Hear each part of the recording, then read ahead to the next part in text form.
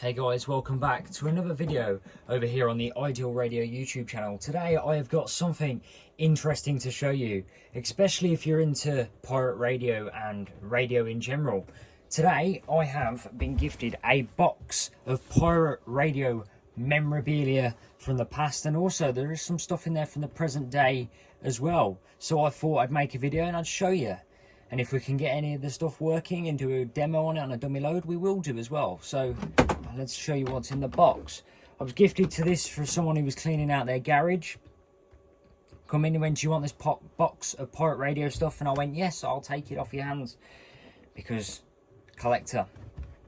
The first item in the box is, I'll move the box to the side, an old stereo limiter compressor in an old Maplins box. Takes 13.8 volts in. It's a stereo limiter. These used to be used back in the 90s to make the output of your station sound nice before you sent it to the transmitter. It's got EQ switches, your release, in and out on your RCAs. These at the time were really good units. Well, I heard, I weren't about back then, but I heard that they were great units. Next in the box, it's got to be my favourite item, is this. And you're going to think, what is this? It's in a plastic case, it's got two fans. Well, this is a 24 volt, 1 watt in PA stage for a pirate radio transmitter. It kicks out 1 watt, you put in 1 watt and it kicks out 100. I can't wait to open that up and show you what it looks like inside. The next little item in the box is in this little bag here. Now when I opened this, I was a bit confused, but then I realised what it was.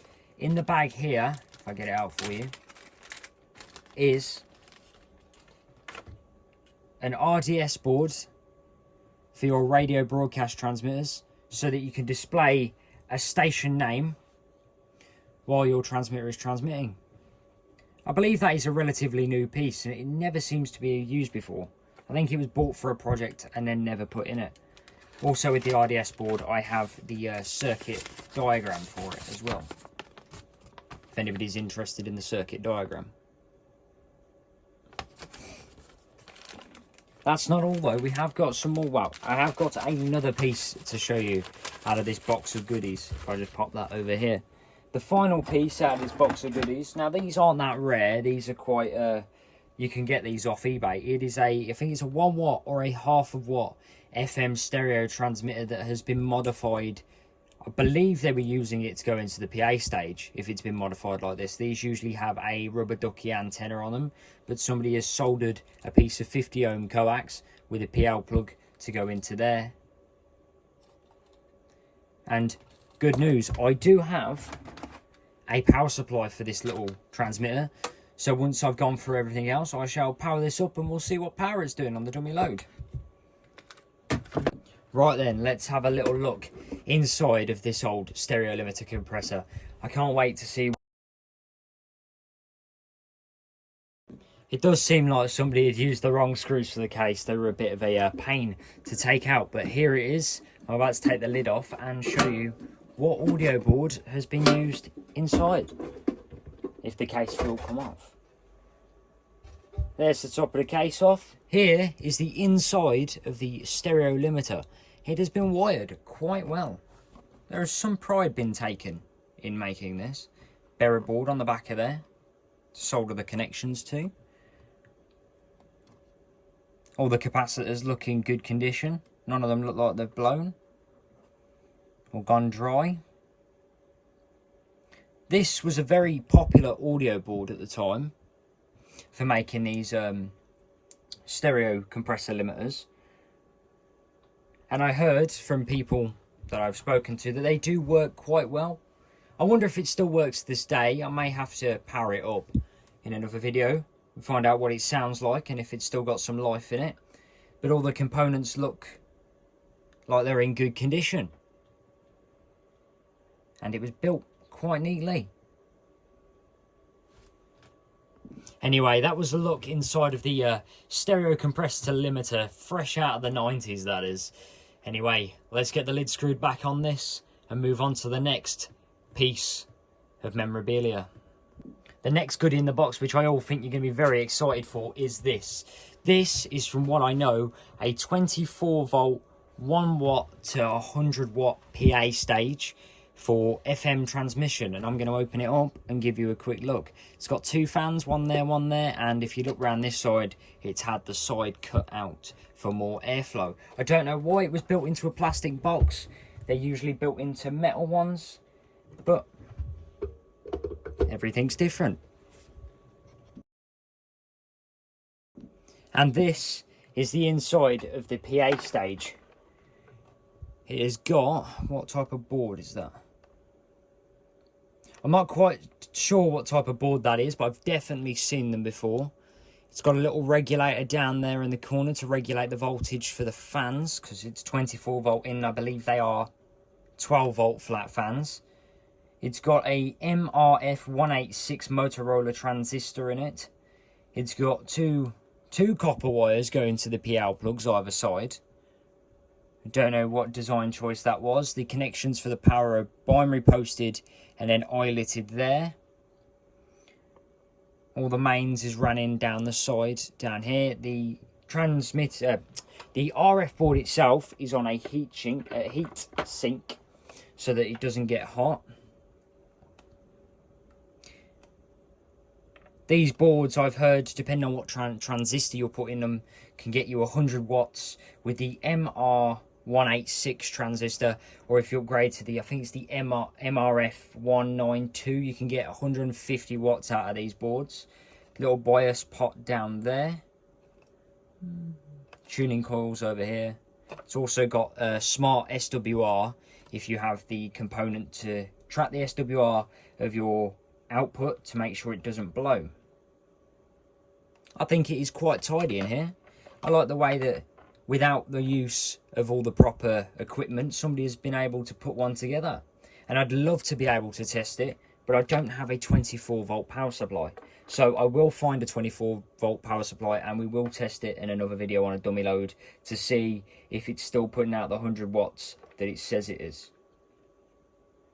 But yeah, I think it's a very, very tidy unit considering how it was built. Anyway, if there's anything you'd like to know about this specific unit, let me know down in the comments, or if there's anything you want to tell me about this unit, let me know down in the comments as well. Let's get this screwed back up and move on to the next piece. The next goodie is in this little bag here. I did show you this in the beginning of the video, but now I'm going to show you it in more detail. In this bag, there is a Schnuz RDS board. If you don't know what RDS is, RDS stands for Radio Data System. So when you're in your car and you tune to a radio station like Heart or Capital, when it says their name on your digital screen, that's what these little boards do. You program that chip on the board through this port that you have to connect to your computer with the program, and you program your name in, and then you give it power, 12 volts in this occasion, and you send your audio into it from your audio stage in your transmitter. You go from your audio stage into this board, out of this board to your main output, and then when you transmit on the FM, you will get your name, the name of your station, broadcast onto people's radios. Now, this is not an old board at all. It looks absolutely in immaculate condition, like it's brand new. It has never been used, and it has been provided with, if anybody is interested, the diagram on how it works. So if anybody's interested, pause the video now and you can have a look at that. That's exactly how it works. They are neat little boards. RDS has become very popular with the pirates of today and even the pirates of the earlier 2000s because they're so accessible to get hold of now. I believe the person that donated to me said they bought this for £27 delivered from eBay. Now, I'm not telling you to go out there and buy one because this video is for educational purposes only, but that's where they picked this up from, and that is an absolute bargain for what you're getting, of course. I don't know how stable this RDS board is because I have never used one, but we may have to wire one up for another video on a dummy load and see if it works and see if it's stable. Anyway, guys, that is the Schnuz RDS board. If there's anything you can tell me about this piece of equipment, please let me know down in the comments, or if there's anything you'd like to know about this piece of equipment, also leave it in the comments. Now we're going to move on to the final goodie I've got in my box, and you're going to like it. And the final little goodie we got in our box today was this.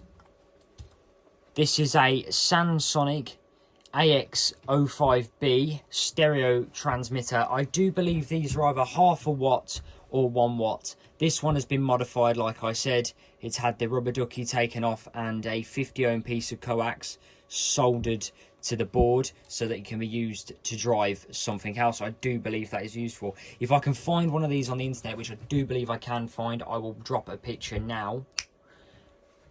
That's a picture of these. I'll also drop a link to them down in the comments if I can, to show you, well, so you can get some more detail on the item. Luckily, with this item here, I have been provided with a power supply, so we can do a power test on a dummy load to see if it's still doing what it did when it come out of the factory.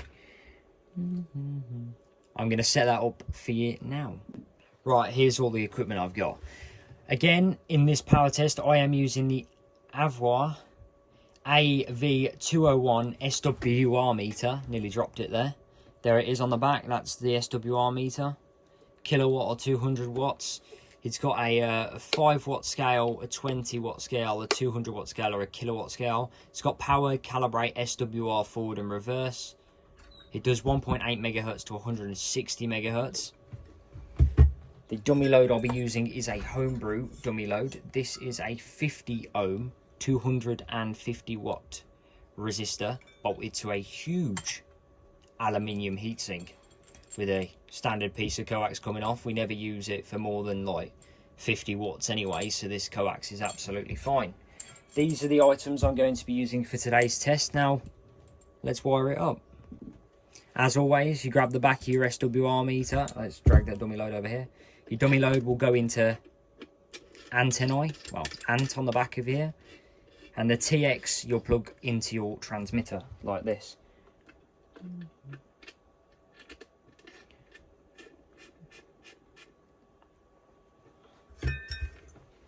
Now we are ready to commence the test. All I have to do is lean over here and flick the switch. Make sure that's on the 5 watt scale. As you can see here, it's come on. It is currently on 106.4 megahertz. And it doesn't seem to be putting out any power. As you can see on the SWR meter there, it doesn't seem to be putting out any power. There's the audio volume and a mic volume. I don't know why this isn't putting out any power. But as you can see on the SWR meter, when I flick through the switches, there's no power coming out. Oh, hang on, yeah, there is. On calibration.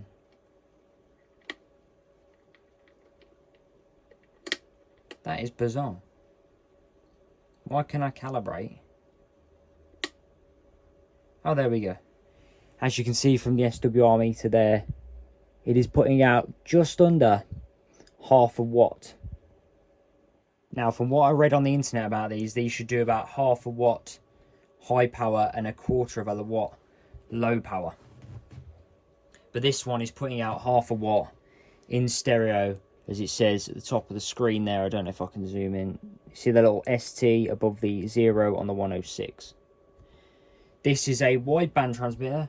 You can use the things up and down on the front to navigate the frequencies. It will do 88 to 10, I think it's 1079. Let me have a look. No, it does to 1068 and then it goes back. People say that these transmitters are all right for little campus radios and such. I don't think there's any problems with it. I don't know why somebody would be using it to drive a PA stage though. That's what I don't get. If you're driving a half a watt PA stage into 100 watt, you're only going to get 50 watts. But then again, you're getting 50 watts stereo, aren't you? So I can see why they did it. But that is a test of this little 1/2 watt transmitter, and as you can see, it's doing just under 1/2 watt. If I zoom in, you're looking at the bottom scale there. It's doing just under 1/2 watt, which isn't so bad for these. As you know, Chinese transmitters, they're not always accurate with their power ratings, are they? They're not 110% accurate all the time, so it's pretty good for what it is. And I'm quite happy that out of everything we've got, I've been managed to test something and it actually works. Like I said, I will get back to that PA stage and we will find a power supply for it and we will get it tested. Also for that RDS board, if you'd like to see that put into a small transmitter and used on a dummy load again, please let me know down in the comments. And like I said before, if there's anything you want to know about this equipment, drop it in the comments. Or if there's anything you want to tell me about this equipment, or if I've done anything wrong in today's video, please let me know.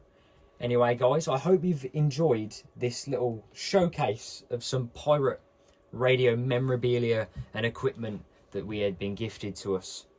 Anyway guys, I hope you enjoyed today's video, and I will see you in the next one. Don't forget to comment, like and subscribe.